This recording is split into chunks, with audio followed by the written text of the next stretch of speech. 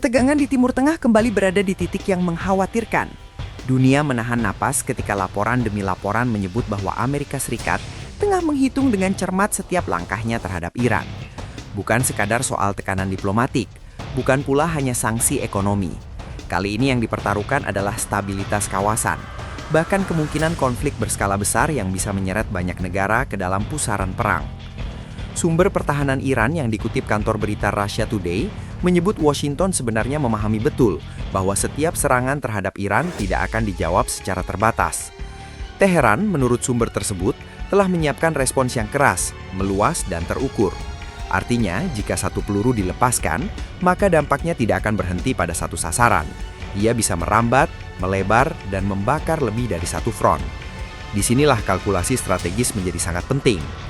Amerika Serikat disebut berupaya menghindari tampil sebagai pemicu langsung perang. Strategi yang disusun bukanlah serangan frontal yang secara eksplisit membawa bendera Washington di garis depan. Sebaliknya, AS disebut ingin menempatkan diri sebagai pendukung utama Israel, memperkuat kemampuan pertahanan sekutunya itu dengan sistem pertahanan berlapis dan dukungan operasional tingkat tinggi. Dengan cara ini, Washington berharap dapat memberikan tekanan efektif kepada Iran tanpa harus menjadi wajah utama dari agresi tersebut. Di mata Teheran, pendekatan semacam itu tidak mengubah esensi masalah. Iran memandang setiap langkah militer yang diambil oleh Kabinet Perdana Menteri Israel, Benjamin Netanyahu, sebagai sejalan dengan kehendak politik Gedung Putih. Terlebih ketika nama Donald Trump kembali disebut dalam konteks dukungan keras terhadap Israel dan sikap konfrontatif terhadap Iran. Bagi Teheran, tidak ada perbedaan signifikan antara pelaku langsung dan pihak yang menyediakan perlindungan, logistik, serta dukungan strategis. Semua akan diperlakukan sebagai bagian dari satu poros yang sama. Pernyataan tegas pun disampaikan. Iran menegaskan akan merespon secara luas dan sepadan terhadap negara atau pihak manapun yang dianggap terlibat atau mendukung agresi. Kalimat ini bukan sekadar retorika. Ia adalah sinyal bahwa konflik, jika benar-benar meletus, berpotensi meluas melampaui satu garis perbatasan. Jalur laut, pangkalan militer, hingga kepentingan ekonomi di kawasan bisa menjadi target dalam skenario balasan. Sementara itu, di lapangan, dinamika militer menunjukkan eskalasi yang tidak bisa diabaikan. Pentagon dilaporkan mengerahkan 2 kapal induk ke kawasan Timur Tengah, lengkap dengan kelompok tempur yang menyertainya. Pesawat-pesawat pembom tambahan juga ditempatkan lebih dekat ke zona potensi konflik. Pengerahan ini bukan simbolik. Dalam doktrin militer modern, kehadiran kapal induk berarti kesiapan proyeksi kekuatan dalam waktu singkat. Ia adalah pesan tegas bahwa opsi militer benar-benar berada di atas meja. Laporan dari Reuters menyebut bahwa rencana serangan Amerika Serikat telah berada pada tahap lanjut. Opsi yang dipertimbangkan disebut beragam, mulai dari penargetan pimpinan strategis hingga skenario perubahan rezim jika jalur diplomasi gagal total. Ini adalah spektrum kebijakan yang luas dan berisiko tinggi. Penargetan pimpinan bisa memicu respons emosional dan militer yang cepat. Sementara perubahan rezim, jika dipaksakan, berpotensi menciptakan kekosongan kekuasaan yang justru memperparah ketidakstabilan kawasan. Di tengah bayang-bayang konfrontasi, Washington dikabarkan memberi waktu antara 10 hingga 15 hari bagi Iran untuk menyepakati pembongkaran program nuklir dan rudal balistiknya. Tenggat waktu ini bukan hanya tekanan diplomatik, tetapi juga ultimatum strategis. Jika dalam kurun tersebut tidak ada kesepakatan, maka opsi militer disebut bisa bergerak dari rencana ke realisasi. Pesan yang ingin disampaikan jelas, dunia tidak akan menunggu tanpa batas. Namun, Iran tidak tinggal diam. Menteri Luar Negeri Iran, Abbas Araghchi, menyatakan bahwa Teheran tengah menyusun draft kesepakatan baru. Iran menurutnya tetap mengutamakan diplomasi dan membuka ruang negosiasi. Tetapi pada saat yang sama, ia menegaskan kesiapan menghadapi perang jika dipaksa. Pernyataan ini mencerminkan strategi ganda, menjaga pintu dialog tetap terbuka sambil memperlihatkan ketegasan militer. Situasi menjadi semakin kompleks ketika Rusia ikut menyampaikan peringatan. Moskow menilai kebuntuan yang terjadi berpotensi meledak sewaktu-waktu. Serangan terhadap fasilitas nuklir Iran, menurut Rusia, bisa menciptakan bencana yang tidak hanya berdampak pada kawasan, tetapi juga dunia.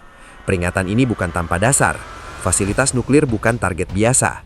Setiap kerusakan besar dapat membawa resiko lingkungan dan kemanusiaan yang luas. Jika ditarik lebih dalam, konflik ini bukan hanya tentang satu program nuklir atau satu kebijakan luar negeri. Ia adalah pertarungan kepentingan geopolitik yang melibatkan keseimbangan kekuatan di Timur Tengah. Israel melihat Iran sebagai ancaman eksistensial. Amerika Serikat memandang stabilitas kawasan sebagai bagian dari kepentingan strategis globalnya.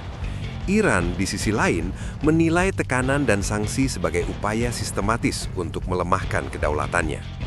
Pertanyaannya kini, apakah strategi Amerika Serikat untuk tidak menjadi pemicu langsung benar-benar dapat menekan risiko balasan? Dalam teori deterrence, penyangkalan keterlibatan langsung kadang digunakan untuk mengurangi eskalasi. Namun, dalam praktek, persepsi seringkali lebih menentukan daripada narasi resmi. Jika Iran meyakini bahwa dukungan Washington adalah bagian integral dari agresi, maka perbedaan formal antara pelaku dan pendukung bisa menjadi tidak relevan. Dampaknya juga tidak berhenti pada aspek militer. Pasar energi global sangat sensitif terhadap ketegangan di kawasan Teluk. Jalur pelayaran strategis bisa terganggu, harga minyak berpotensi melonjak. Negara-negara yang bergantung pada impor energi akan merasakan tekanan ekonomi. Dengan kata lain, konflik ini memiliki dimensi global yang nyata. Selain itu, eskalasi dapat memicu perang proksi. Kelompok-kelompok yang berafiliasi dengan Iran di berbagai titik kawasan dapat bergerak. Basis-basis militer dan kepentingan sekutu Amerika Serikat bisa menjadi target. Situasi yang awalnya terbatas pada satu front dapat berubah menjadi jaringan konflik multilokasi. Sejarah Timur Tengah menunjukkan bahwa percikan kecil dapat dengan cepat berubah menjadi kobaran api luas. Di sisi lain, diplomasi masih memiliki peluang. Tenggat waktu 10 hingga 15 hari adalah periode krusial. Dalam diplomasi internasional, batas waktu sering digunakan untuk mendorong percepatan negosiasi. Jika kedua pihak mampu menemukan titik temu, krisis ini bisa berubah menjadi momentum kesepakatan baru. Namun, jika masing-masing tetap pada posisi maksimalis, maka ruang kompromi akan semakin sempit. Ketegangan ini juga menjadi ujian bagi kredibilitas kepemimpinan global. Amerika Serikat harus menimbang antara menunjukkan ketegasan dan menghindari perang panjang yang mahal. Iran harus mempertimbangkan antara mempertahankan prinsip kedaulatan dan mencegah kerusakan besar terhadap infrastruktur dan rakyatnya. Israel berada dalam dilema keamanan yang terus menghantui. Rusia melihat peluang sekaligus risiko dalam dinamika ini. Waktu terus berjalan. Setiap pergerakan kapal, setiap latihan militer, setiap pernyataan resmi menjadi sinyal yang dibaca dengan sangat hati-hati oleh semua pihak. Dunia menyaksikan dengan cemas. Apakah ini hanya strategi tekanan maksimal untuk memaksa kesepakatan? Ataukah kita sedang berada di ambang konflik terbuka yang dapat mengubah peta geopolitik kawasan? 10 hingga 15 hari mungkin terdengar singkat dalam hitungan kalender. Namun, dalam konteks krisis internasional, itu adalah periode yang sangat menentukan. Dalam rentang waktu itulah diplomasi diuji, kalkulasi militer dimatangkan, dan keputusan besar bisa diambil. Sejarah seringkali berbelok bukan dalam hitungan tahun, tetapi dalam hitungan hari yang krusial. Pada akhirnya, pilihan ada di tangan para pemimpin. Apakah mereka akan memilih jalur dialog yang sulit namun menyelamatkan banyak nyawa, atau jalur konfrontasi yang cepat namun penuh konsekuensi? Timur Tengah telah terlalu sering menjadi panggung konflik berkepanjangan. Dunia berharap kali ini rasionalitas dapat mengalahkan emosi dan negosiasi dapat mengungguli senjata. Namun, harapan saja tidak cukup. Dalam politik internasional, kepentingan seringkali lebih dominan daripada keinginan damai. Ketika kepentingan strategis, keamanan nasional, dan kredibilitas dipertaruhkan, keputusan menjadi jauh lebih kompleks. Kita kini berada di persimpangan sejarah, diplomasi atau perang, tekanan atau kompromi, eskalasi atau deeskalasi. Semua mata tertuju pada perkembangan beberapa hari ke depan. Karena apapun yang terjadi, dampaknya tidak akan terbatas pada satu negara. Ia akan menggema ke seluruh kawasan, bahkan dunia.